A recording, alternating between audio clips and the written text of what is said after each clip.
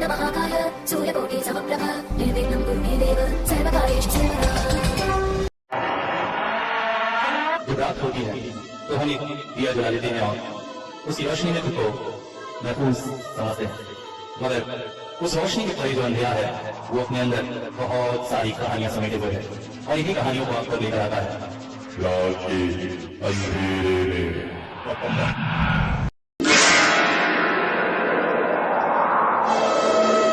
Hello, आदाब, नमस्कार, सत श्री अकाल दोस्तों, कैसे हैं सभी? और आशा करता हूँ सभी अच्छे हैं। तो भैया आज का लाइव कैसा लगा आप लोगों को? बहुत दिनों बाद कुछ अलग टाइप का सब्जेक्ट मिला था और जैसा कि लाइव में भी मैंने कहा था, कल का दिन जो है बहुत महत्वपूर्ण है जो लोग गीता पाठ कर रहे हैं उनके लिए, तो याद से भाई वो कीजिएगा। और इसके साथ साथ मुझे ये भी कहना था, कल मैंने स्टोरी की शुरुआत में जो कुछ बातें कही थी तो उन बातों में से कुछ बातें ऐसी थी जो एक गलत फहमी जिसे कहते हैं वो तैयार हो गई थी। मतलब जैसा आपने जाना कि वो पटेल साहब जी जो हैं उन्होंने, हालांकि उन्होंने भी किसी गलत मकसद से ये काम नहीं किया था, मगर उनके करने का तरीका जो था वो बहुत ही गलत था। तो उन्होंने जो है इस तरह से जो 50 बार एक ही बात की मैसेज लिखी, तो उसने थोड़ा मुझे इरिटेट किया। और राकेश भाई का मैं चैनल गया और मुझे उस समय तो समझ में नहीं आया, हालांकि राकेश भाई काफ़ी अच्छा काम कर रहे हैं ये मैं कहूँगा। अब ऐसा होता है कि एक ही स्टैंडर्ड की चीज़ें जब आती हैं तो इंसान थोड़ा सा कंफ्यूज हो जाता है, तो वही मेरे साथ भी हुआ। बाद में मैंने उनके और भी वीडियोस देखे तो उससे समझ में आया कि वो काफ़ी अच्छा काम कर रहे हैं। यूट्यूबर्स, जो छोटे यूट्यूबर्स होते हैं उनको प्रमोट करने का काम कर रहे हैं। तो राकेश भाई अगर मेरी बातें आपको बुरी लगी होंगी तो आई एम सॉरी। देखिए, गलतफहमी इंसान से हो ही जाती है और मेरा नेचर ऐसा है कि मैं कभी गलत चीज़ को सहन नहीं कर सकता हूँ। अगर कोई कुछ गलत करता है तो कल हालांकि मैंने जो बातें कही थी वो सिर्फ पटेल साहब के लिए या राजेश भाई के लिए नहीं थी, और भी बहुत सारे लोग थे जो लास्ट समय से कुछ व्हाट्सएप वगैरह पे बिना मतलब के मैसेज करके तंग कर रहे थे। इसके अलावा कुछ और वीडियोस, जैसे मैंने कहा, वो 15 साल के लड़का लड़की जो शादी करके बैठे हुए हैं, बच्चा पैदा कर लिया है, उन्हीं का भी एक वीडियो देखने में आया था जिसमें वो लड़की अपने साल भर का बच्चा होगा उससे कह रही है तेरे को और सिस्टर चाहिए क्या? साला खुद अभी 13-14 साल के हो, एक बच्चा पैदा कर लिया, अब तुमको अब दूसरे बच्चा पैदा करने की आग लग रही। तो उन्हीं पर मैंने बात कही थी। लगता है राजेश भाई को और पटेल साहब को थोड़ा बुरा लग गया है, तो पटेल साहब ने तो शायद अनसब्सक्राइब भी कर दिया। कोई बात नहीं, अनसब्सक्राइब करके जाओगे कहाँ? मेरी कहानियों की ऐसी लत है, भले ही बिना सब्सक्राइब करे सुनोगे, मगर सुनोगे ज़रूर। पर हाँ, अपना नेचर है। अगर मुझे महसूस होता है कि शायद मुझसे कोई गलती होगी तो मुझे माफ़ी मांगने में कोई शर्म नहीं है, तो शायद मिसअंडरस्टैंडिंग हो गई थी। और राकेश भाई शायद उसी विषय पे मुझसे मिलना चाहते थे, मेरे इंटरव्यू लेने वगैरह के लिए, जो भी है। अब शायद वो भूल के भी कभी मेरे पास ना आए, हालांकि मैंने उनके चैनल पे जाके उनको भी एक सॉरी का मैसेज भेज दिया और ये भी कहा था कि मैं आज स्टोरी की शुरुआत में ये मैसेज ज़रूर डालूँगा। बट बात वही है कि हम लोग सब क्या है, पढ़े लिखे लोग हैं, तो कोई भी अगर काम करते हैं तो इस तरह से करना चाहिए कि भाई सामने वाले को भी बुरा ना लगे, इरिटेशन ना हो और उसको मैसेज समझ में आए। तो पटेल साहब ने अगर सही ढंग से मैसेज लिखा होता, पूरी बात लिख दी होती कि भाई ऐसी ऐसी बात है, ये व्यक्ति इस वजह से आपसे मिलने चाहता है, तो ये कन्फ्यूज़न ही ना होता। वो बंदे ने जिस तरह से मैसेज लिखा, 20-25 बार एक ही मैसेज को लिखा और क्या लिखा कुछ समझ में नहीं आ रहा, तो ऐसे में सामने वाले का इरिटेट होना लाजमी है, जो हुआ। खैर, मैंने अपनी तरफ से जो समझा वो आप लोगों के साथ शेयर कर लिया, क्योंकि मैं तो खुले दिल का इंसान हूँ और इसी तरह से आप लोगों से शेयर करता हूँ। सामने वाला अगर गुस्सा के मुझसे चिढ़ा रहता है तो उसमें मैं क्या कर सकता हूँ, मगर फिर भी दिल से उनको मैंने सॉरी कहा है। और आप लोग भी उन बातों को दिल में मत रखिएगा। राकेश भाई बहुत अच्छे इंसान और बहुत अच्छा काम कर रहे हैं। पिछले कुछ दिनों से मेरी तबीयत ख़राब थी क्या बताऊं, शाम होते ही तेज बुखार आने लगता था। इस वजह से ऑफिस से तो छुट्टी ली ही थी, घर से निकलना भी बंद था। उधर किशोरी बाबू भी बिजनेस की कुछ परेशानियों में डूबे हुए थे, इसलिए उनका आना भी नहीं हो पा रहा था। ऐसे में तारानाथ के साथ बैठकर कहानी सुनने की बहुत याद आ रही थी। अभी 1-2 दिन से बुखार नहीं आ रहा है। अचानक किशोरी महाराज प्रकट हुए। कैसे हो? बस ठीक हूँ, और क्या? तुम्हारे लिए कुछ फल लाया था। अरे इसकी क्या ज़रूरत थी, वैसे अच्छा हुआ तुम आ गए। चलो चलते हैं। कहाँ? और कहाँ, तारानाथ के पास। पर तुम्हारी तबीयत? अरे तबीयत को मारो गोली, इतने दिन से बिस्तर पर पड़े पड़े परेशान हो गया हूँ। पत्नी से भी किसी तरह से मान मनोबल करके हम दोनों निकल पड़े तारानाथ के घर की तरफ। जब तारानाथ के दरवाजे के पास पहुँचे तो देखा वो आंगन में ही टहल रहे थे। आसमान में बदली तो छाई हुई थी, बस पूजा आने ही वाली है। हाँ, आखिरी बारिश का समय है। हमें देखते ही बोले, आओ आओ, बहुत दिनों बाद आए, क्या हुआ? मैंने कहा, असली में मेरी तबीयत खराब थी, किशोर भी जरा व्यस्त था। ओ, तभी मैं बोलूँ दोनों मुझे कैसे भूल गए हो। आओ आओ। वो हमें अंदर ले गए। अंदर पहुंचकर घर का माहौल कुछ अलग सा लगा। असली में तारानाथ भले ही पैसों की तरफ से थोड़े कमज़ोर रहते हैं, मगर घर की साज सज्जा में वे कभी भी कोई कमी नहीं छोड़ते हैं। मगर आज घर थोड़ा सा उलझा हुआ सा लग रहा था। किशोरी ने पूछा, क्या बात है, आपके घर की हालत कुछ ठीक नहीं लग रही? हाँ हाँ हाँ, अरे असली में तुम्हारी चारी आई हुई है, तो तुम्हारी चाची उसे लेकर अपने मायके गई है। इधर हरिनाथ भी पितृपक्ष के विसर्जन करने के लिए गांव गया हुआ है। अब मैं रह गया घर में अकेला। मेरी भी अब उम्र हो आई है भाई, इतना सारा काम एक साथ नहीं बनता है, इसीलिए घर को थोड़ा सजा कर नहीं रख पाया था। बैठो, आज यहीं काम चलाना पड़ेगा। अरे इसकी क्या बात है, हम लोग यहीं बैठ जाते हैं। बैठकर तारानाथ और किशोरी कुछ बात कर रहे थे कि अचानक मेरा ध्यान कमरे के एक तरफ रखे बारहसिंगा के सींग जैसी उस वस्तु पर पड़ा। हालांकि इसकी लंबाई थोड़ी ज़्यादा थी और सींगों की संख्या भी ज़्यादा थी। मैं तारानाथ से पूछ बैठा, तारानाथ वो क्या है? किशोरी से बातों में मग्न तारानाथ मेरी उंगली के इशारे को देखते ही जैसे चौंक से पड़े। उनके चेहरे के भाव बदल गए। ऐसा लगा जैसे पुरानी किसी डरावनी सी याद में वो खो गए हैं, और तुरंत ही बोले, वो कुछ नहीं है। कहा ना, घर को थोड़ा साफ सुथरा नहीं कर पाया। तुम लोग के आने से पहले ही मुझे इसे हटा देना चाहिए था। अब छोड़ो, कुछ और बात कर। अरे तारानाथ, ऐसी क्या बात है उसमें? कहा ना कुछ बात नहीं है।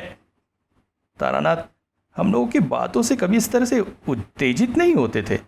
आज पहली बार उनकी आवाज़ में उत्तेजना थी। मैंने कहा, अच्छा ठीक है, हाँ, अगर आप हमें नहीं बताना चाहते तो ऐसी कोई बात नहीं है, छोड़िए। अरे नहीं, ऐसी कोई बात नहीं है। अचानक तारानाथ के स्वर सामान्य हो गए। असली में उसके साथ आपकी कोई बहुत डरावनी याद जुड़ी हुई, यही तो? मैंने उनका वाक्य पूरा किया। तुमने तो बात पकड़ ली, तो सुनाइए ना। अगर हाँ, आज तुम लोगों को यही बात सुनाता हूँ। तुम लोग तो जानते हो, महाकाल की कृपा से मैं कई बार मृत्यु के मुंह में पड़कर भी वापस आ गया, मगर एक बार एक ऐसी मुसीबत में फंसा था जहाँ स्वयं महाकाल भी मेरी रक्षा नहीं कर पाए थे, और मैं बिल्कुल मृत्यु के मुंह में चला गया था। ये बात उस समय की होगी जब मेरी उम्र यही कोई 29-30 साल। वास्तव में तारानाथ से तारानाथ तांत्रिक बनने की जो घटना है, ये उन्हीं में से एक है। उस समय अचानक मेरे मन में माँ कामाख्या के दर्शन की इच्छा उभरी। ऐसा लगा जैसे माँ मुझे बुला रही है। बस निकल पड़ा कामाख्या जाने के लिए। उस समय रात 10 बजे ही एक ट्रेन होती थी।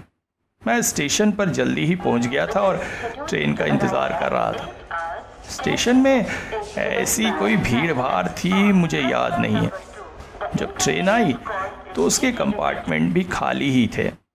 मैं जिस कंपार्टमेंट में बैठा था उसमें मुश्किल से 5-6 लोग होंगे जो अलग अलग दूर दूर के बर्थों पर थे। अतः आसपास किसी सहायक को ना पाकर, बातें करने का संधान ना पाकर मुझे झपकी सी आ गई। अचानक किसी के जोर जोर से बोलने और एक बच्चे के रोने की आवाज़ ने मेरी तंद्रा भंगी। सामने देखा एक नवयुवक एक 10-11 साल के नंगे बच्चे के दोनों हाथों को जकड़े हुए उसे डांट रहा है। मैं चौंक पड़ा। मैंने पूछा, अब क्या बात है, क्या हुआ? ये आपकी पोटली से चोरी करने की कोशिश कर रहा था, उसने कहा। हाँ क्या? हाँ, लगता है गरीब है, आपकी पोटली में खाना ढूंढ रहा था। अरे तो आप उसे छोड़ दीजिए। नहीं, मैं छोड़ ही दूंगा, आप चिंता मत कीजिए।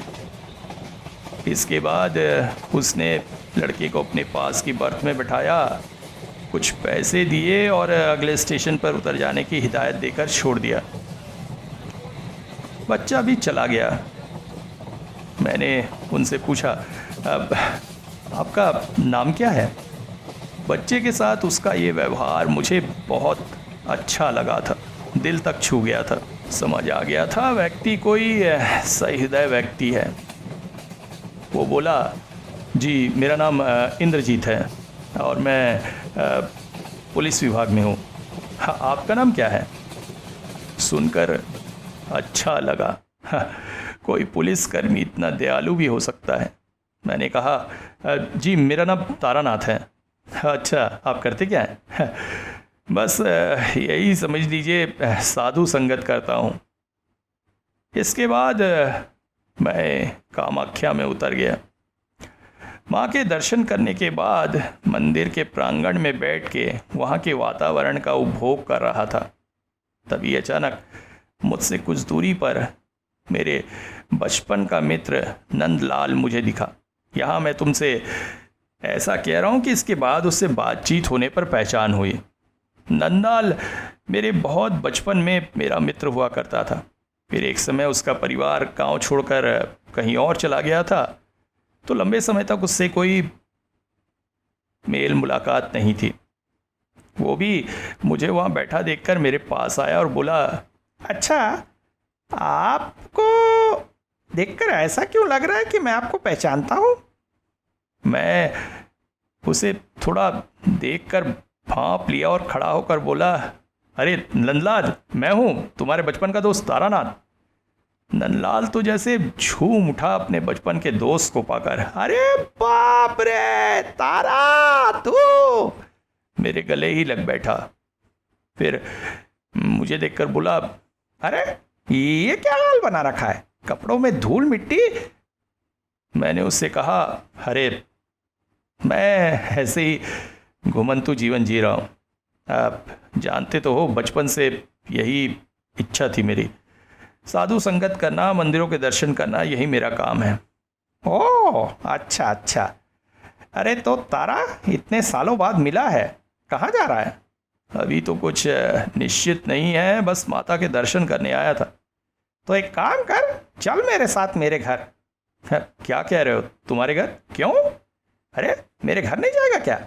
अपनी भाभी से मिल, तेरा भतीजा है उससे मिल। अब ठीक है, पर तू रहता कहाँ है?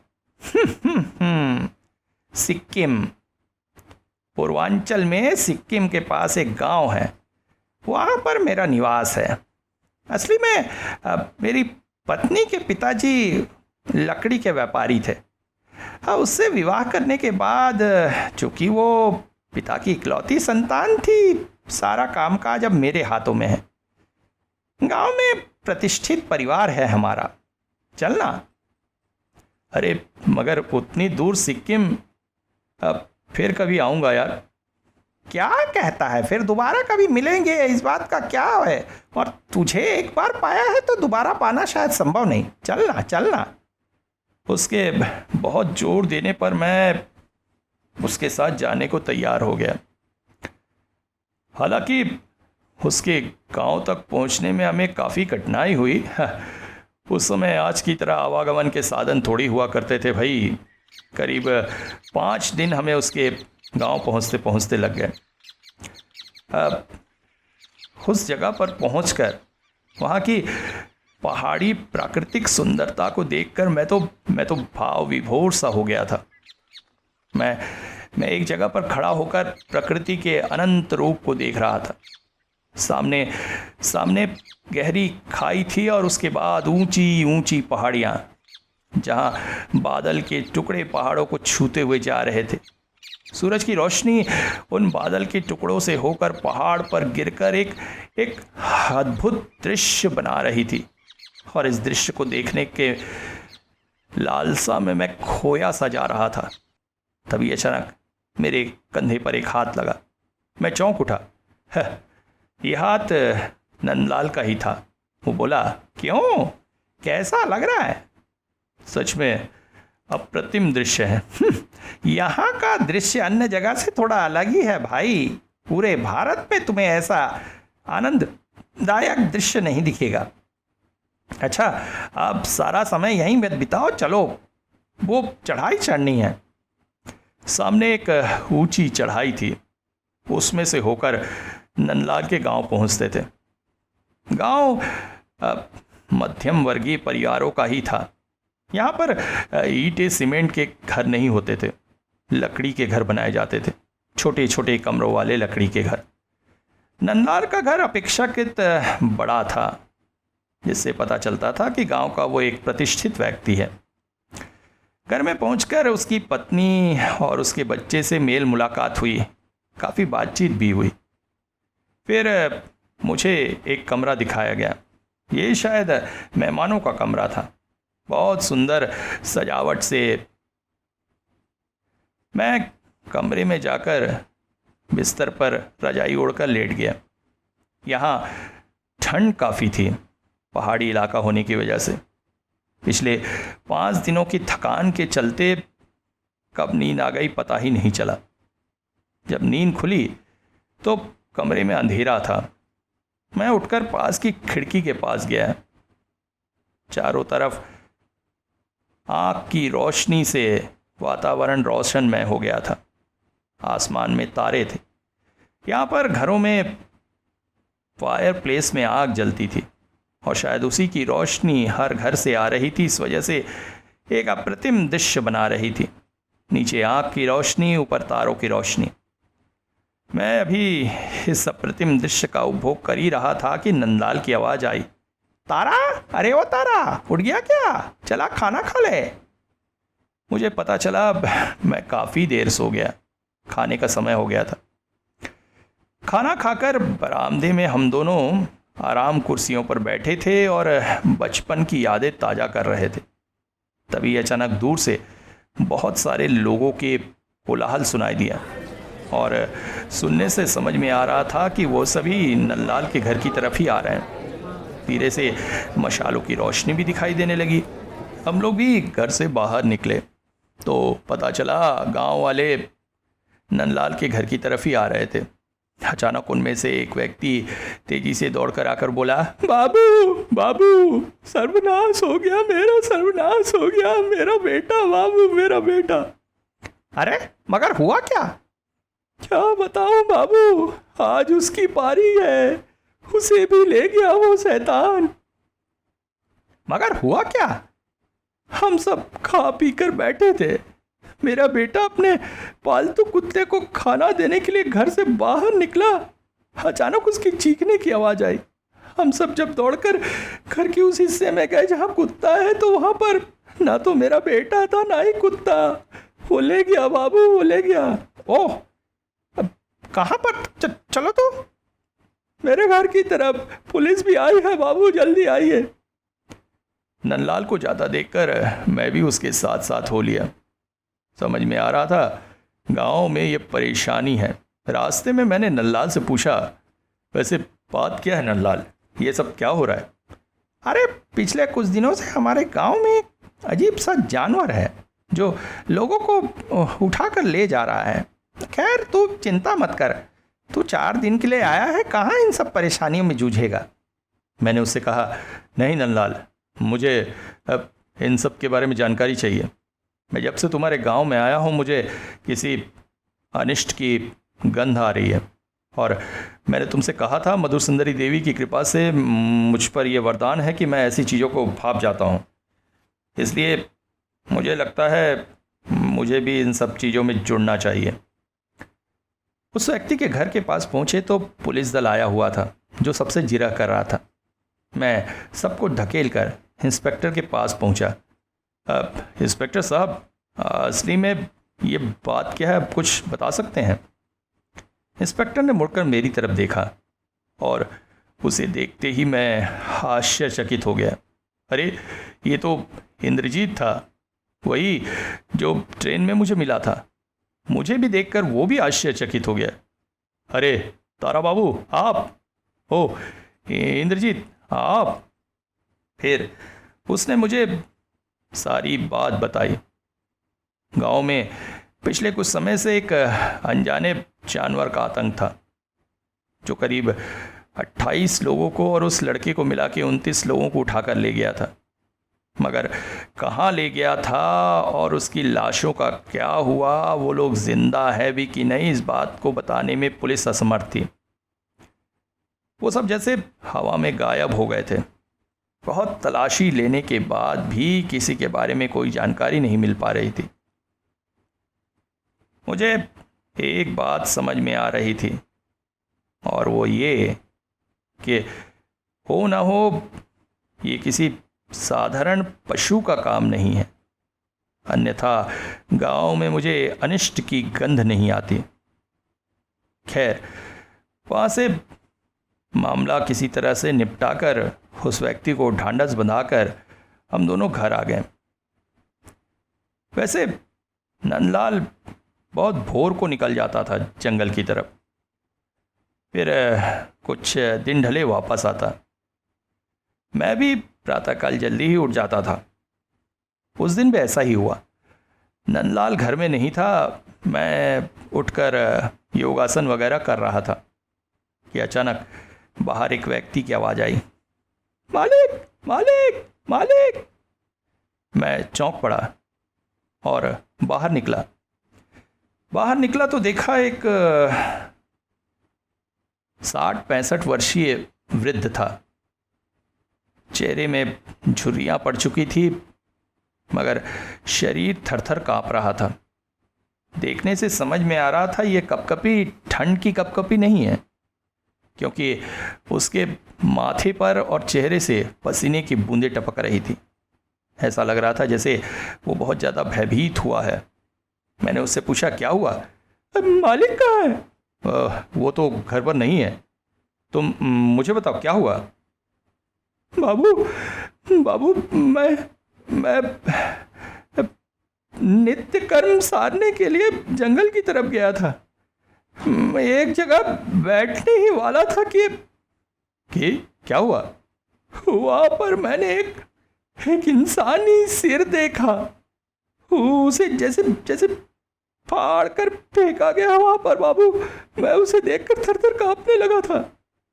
सुनकर मैं आश्चर्यचकित हो गया।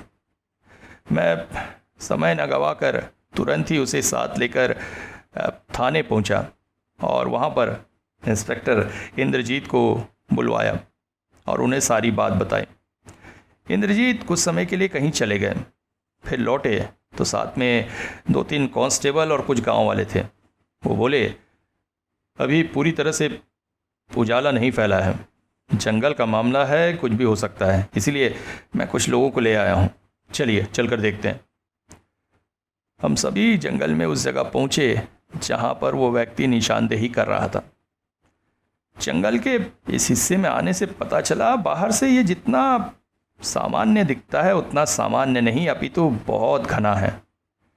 कोहरे की चादर ओढ़े पाइन के वृक्षों के जंगल अत्यधिक डरावने से लग रहे थे।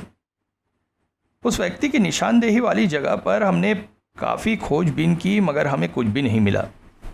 इंस्पेक्टर इंद्रजीत थोड़ा सा क्रोधित हो उठे। क्यों, क्या है, कहाँ है कुछ? इंद्रजीत ने उस व्यक्ति को डांट दिया। क्यों, सवेरे सवेरे क्या ताड़ी पी ली हो या फिर शराब का नशा किया हो? अरे नहीं नहीं बाबू, क्या बोलते हैं, सवेरे सवेरे भगवान का नाम लेते हैं, मैं ऐसा काम करता नहीं। तो फिर सबको परेशान कर दिया। उसे डांट डपट कर हम मुड़कर आ ही रहे थे कि अचानक एक तरफ टॉर्च की रोशनी डालते हुए इंद्रजीत बोल पड़े। तारानाथ बाबू, वो पाइन की जड़ नहीं लग रही है। मैंने भी उस तरफ देखा। इंद्रजीत का ख्याल सही था। हम दौड़कर वहाँ पहुँचे और वहाँ पहुंचकर पता चला कि वो व्यक्ति सही बोल रहा था। बस अंधेरी की वजह से निशानदेही में उससे कुछ गड़बड़ी हो गई। टॉर्च की रोशनी में सामने जो कुछ मैंने देखा उसे देखकर वहाँ खड़े हर एक व्यक्ति के हाथ पांव में सिहरन हो उठी। हमारे सामने एक इंसानी खोपड़ी पड़ी थी जिसे देखकर ऐसा लग रहा था जैसे उसके शरीर से उसे बहुत बेरहमी से उखाड़ कर अलग किया गया है और फिर उसे खाया गया है। दोनों आँखों को नोच कर निकाल लिया गया है। चेहरा एक तरफ से खा देने की वजह से हड्डियां दिख रही हैं। और क्या वर्णन करूं तुम लोगों से। वहाँ उपस्थित एक पुलिसकर्मी तो उल्टी कर दिया। मेरी भी हालत कुछ ठीक नहीं थी। देखकर हम सभी चौंक उठे और एक बात स्पष्ट हुई कि जब ये मिला है तो इसका मतलब है वो जानवर यहीं आसपास ही कहीं बसेरा बनाए हैं। फिर हम सब आगे बढ़ने लगे उसकी तलाश में और तभी हमें एक हाथ मिला कटा हुआ जिसकी उंगलियों को खा दिया गया था। ये निशानदेही थी कि हम सही दिशा में जा रहे हैं। हम सब बढ़ते चले गए और बढ़ते बढ़ते अचानक पहाड़ के करीब एक गुफा के पास पहुंचे। गुफा के अंदर घनघोर अंधेरा था। हालांकि हमारे पास तेज रोशनी वाली टॉर्चें थी और उन्हीं टॉर्चों को लेकर हम अंदर प्रविष्ट हुए और वहां का दृश्य देखकर आश्चर्यचकित रह गए। वहां पास ही में जैसे इंसानी लाशों का ढेर लगा था, मगर इन लाशों में से कुछ के सर गायब थे, कुछ के हाथ पांव इस तरह से, और सबसे ऊपर एक बच्चे की अधखाई लाश पड़ी थी। अचानक इंद्रजीत बोल पड़े, ओह, ये तो वही बच्चा है जो उस दिन गायब हुआ था। इसका मतलब उस जानवर का निवास यहीं पर है। और हाँ तारानाथ, मुझे वही बदबू आ रही है जो इससे पहले मैंने आपको बताया था हर स्पॉट पे आई थी। मतलब ये उस जानवर का ठौर ठिकाना है। वहाँ पहुंचकर मैं भी आश्चर्यचकित था। मैंने भी इंस्पेक्टर से कहा, हाँ अब ठीक कह रहे हैं, मुझे लगता है यही उसका ठिकाना है। ठीक है तारा बाबू, अभी चलिए, रात को एक टीम लेकर आएंगे। दिन के समय उसे पकड़ना तो संभव नहीं होगा, मगर आज रात मैं उसे इस गांव से खत्म करके ही छोड़ूंगा। उसके बाद हम लोग वापस आने लगे। मैं जब गुफा के अंदर इधर उधर घूम कर देख रहा था तो अचानक वहां पर मुझे एक बड़े से पत्ते का टुकड़ा पड़ा दिखा। हालांकि गुफा के आसपास और अंदर भी पत्तियों का ढेर लगा था, मगर वो दूसरों से अलग दिख रहा था, आकार में कुछ बड़ा सा। और जब उसे हाथों में लिया तो समझ में आया कि वो पत्ती नहीं अपितु पत्ती के शक्ल के चमड़े का टुकड़ा है, और उस पर कुछ अजीब सी भाषा में कुछ लिखा हुआ था। मैंने उसे मोड़कर जेब में रख लिया और इसके बाद फिर नंदलाल के घर वापस आ गया। नंदलाल बेसब्री से मेरा इंतज़ार कर रहा था। अभी वैसे सुबह भी हो चुकी थी। मुझे देखते हुए बोला, अरे तारा, क्या हुआ, क्या मिला? मैंने उसे सारी बात बता दी। सुनकर वो भी आश्चर्यचकित हो गया। फिर वो उठकर जाने लगा। मैंने उससे पूछा, कहाँ जा रहा है? वो बोला, एक बार मैं भी जाकर देख कर आता हूँ ना। नहीं, तुम वहाँ मत जाओ, वो देखने लायक नहीं है, तुम घर पर ही रहो। मेरी बात मानकर नंदलाल घर में ही रह गया। अब मुझे इंतज़ार था रात होने का। शाम ढलते ही मैं थाने पहुंच गया था। मैंने इंद्रजीत से कहा, आप लोगों के साथ आज मैं भी चलूँगा, मुझे भी देखना है आखिर वो जीव है क्या। देखिए तारानाथ, इस अभियान में जान का खतरा है और मेरे रहते मैं आपको अपनी जान खतरे में डालने नहीं दे सकता। आप दूसरे लोगों की तरह घर पर इंतज़ार करिए। शहर से बड़ी पुलिस पार्टी आ रही है, हम लोग आज रात एक बड़े अभियान चलाकर उसे ख़त्म कर देंगे। फिर आप खुद ही देख लीजिएगा वो जानवर क्या है। देखिए, पहले दिन जब आप मुझे मिले थे तो मुझे आप अपने बड़े भाई के जैसे लगे थे, इसलिए एक छोटे भाई होने के नाते मैं आपके प्राण संकट में नहीं डाल सकता। आप वापस घर चले जाइए। मुझे निराश होकर घर वापस आ जाना पड़ा।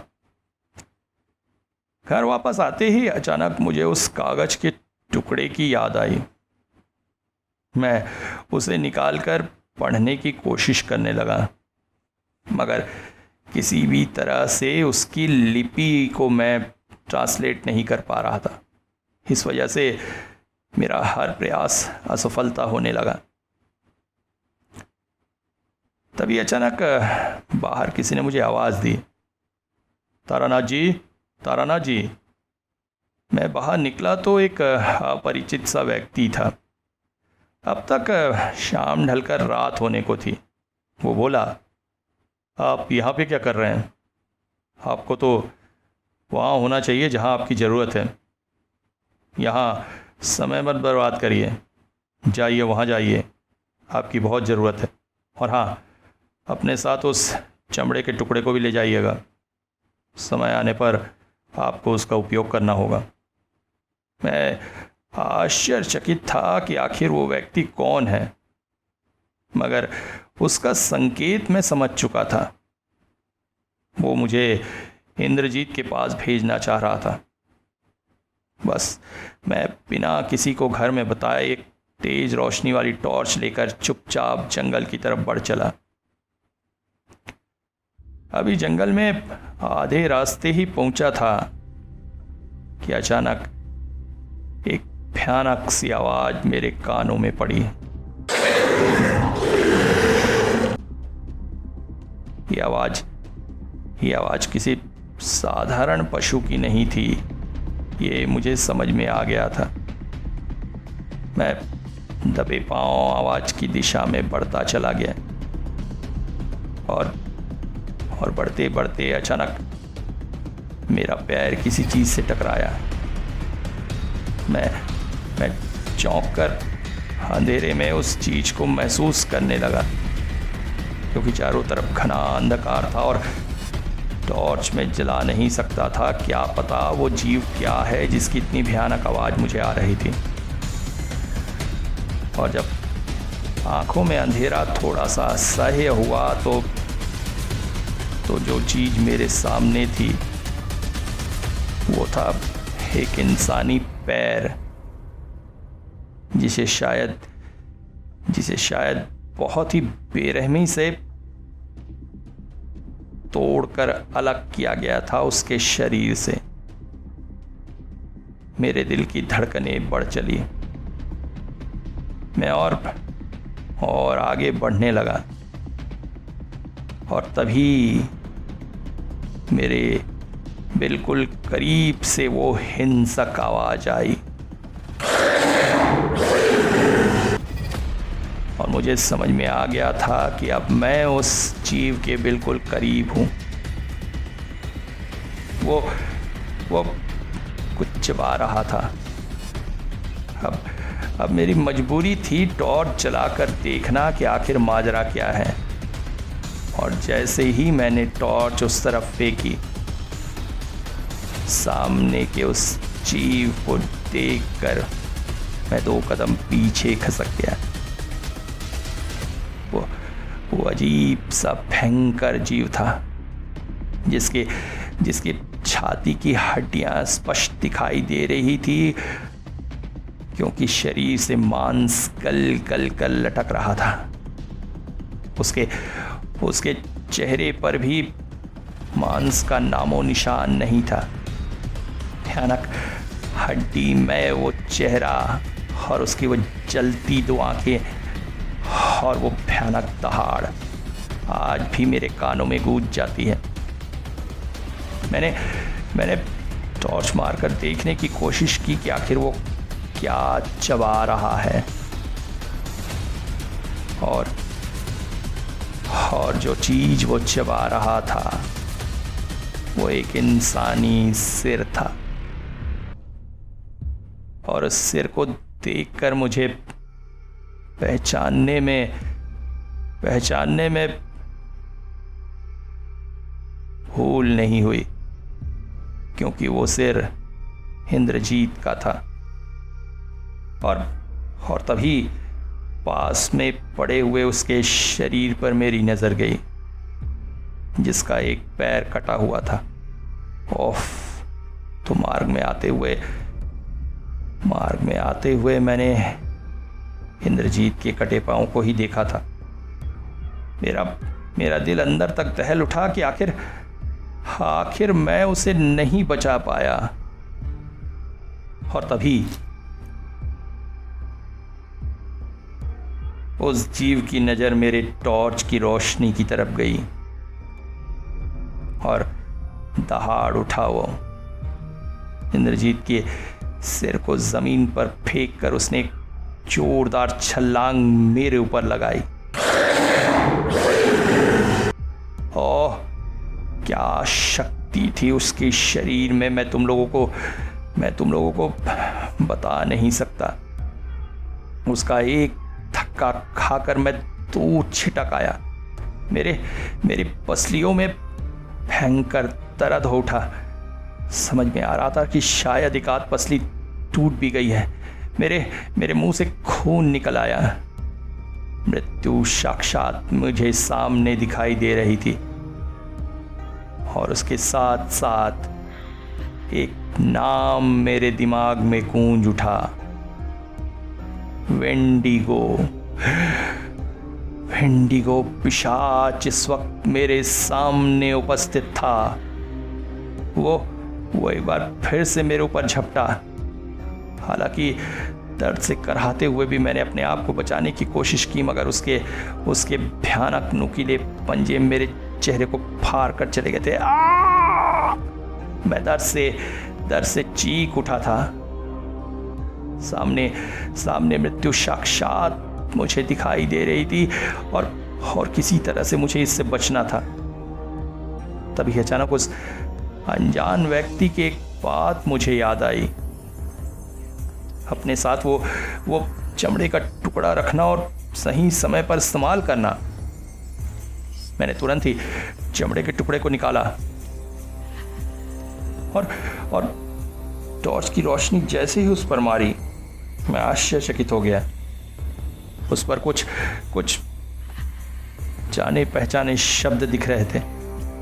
ऊपर लिखा था वेंडिगो डिस्ट्रॉइंग मंत्रा। मैंने उन मंत्रों को पढ़ना शुरू कर दिया। अचानक वो भयानक पिशाच जैसे छटपटा उठा, और फिर अचानक उसके शरीर में आग सी लग गई। मेरे हाथों में पकड़े उस कागज का ताप भी धीरे धीरे बढ़ने लगा, मगर मैंने मंत्र को दोहराना बंद नहीं किया। मैं मंत्र दोहराता चला गया और अचानक वो जीव का शरीर और वो कागज धधक उठे और इसके साथ साथ उसकी आखिरी चीख मेरे कानों में पड़ी। इसके ठीक साथ मुझे एक स्त्री की हंसी सुनाई दी। ये हंसी मेरी चिर परिचित थी। अब किसकी हंसी थी? मैंने चौंकते हुए पूछा। वो किसकी हंसी थी अभी छोड़ो, अभी बहुत सारी बातें बतानी बाकी है, पहले उस पर तो आओ। तो अब यह सुनो कि मैं वापस गांव कैसे आया। मुझे घर में ना पाकर नंदाल कुछ लोगों को लेकर मेरी तलाश में निकला और जंगल में मुझे बेहोश पाया। वहां से वो मुझे वापस गांव ले आया। हालांकि मेरे मन में बहुत संताप था कि मैं इंद्रजीत को नहीं बचा पाया, परंतु हाँ, मैंने बाकी गांव वालों की उस शैतान से रक्षा अवश्य कर दी थी। कहानी को सुनते सुनते हमें महसूस हो रहा था तारानाथ की आंखों में आंसू छलक आए थे। किशोरी तो जैसे पत्थर का पुत बना सारी कहानी सुन रहा था। मैंने किशोरी से कहा, किशोरी बाबू, अब घर चलना चाहिए। वो भी बोला, हाँ सही कह रहे हो, आज की कहानी बहुत बहुत रोचक थी। फिर कहानी मगर अभी जाओगे कहाँ? अभी तो बहुत कुछ बताना बाकी है।